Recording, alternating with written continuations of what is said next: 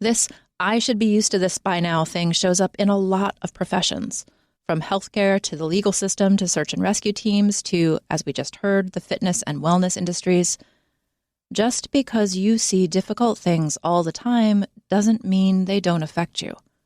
That is a weird expectation we put on ourselves and on others. Like, repetition of terrible things does not make you less human or somehow like superhuman with no emotions. Feeling something on the job where there are feelings to be felt is normal and healthy. It shows that you're human. Even just claiming that humanity, that in itself can feel like a radical act. I love that the person who wrote this question doesn't seem to judge their own emotionality and instead feels kind of protective of it. You can hear it when they say, "I bristle when my coworkers or peers think I should be used to all this loss by now." So why do coworkers and peers do this kind of thing? Judge you for having an emotional response to your work. I mean, we've talked a lot lately on this show about creating communities of support within work environments, especially when losses are present. But you can't make the people you work with be down for that kind of inclusive and supportive environment, can you? So why do we do it?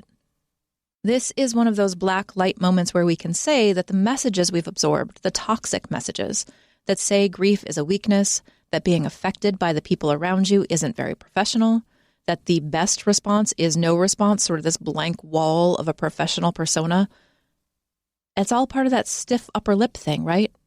Being positive and unaffected and somehow above being human is like the main goal of humanity. It's been like the main goal for centuries. It's that old Cartesian split between the head and the heart. Emotion is dangerous. Retreating to cold, hard, impersonal reason, that's the ideal. Logic keeps us safe. Emotion threatens to tear things down. There is literally nothing new under the sun with this impervious ideal, and it shows up quite clearly in this "shouldn't you be used to all this" snotty kind of remark. It shows up in so many different jobs and so many different fields. Burnout does happen, of course, and burnout can absolutely make you feel numb to the human beings around you. So there is that, and we'll do a show about burnout another time, but this kind of shaming your coworkers thing is a little different. There's an ingrained, usually unconscious belief that showing emotion is bad and stoic detachment is good, and that belief makes us be judgy wankers to the people around us who are actually feeling their feelings. Can I say judgy wankers and still get the clean rating on the podcast apps? I guess we're going to find out.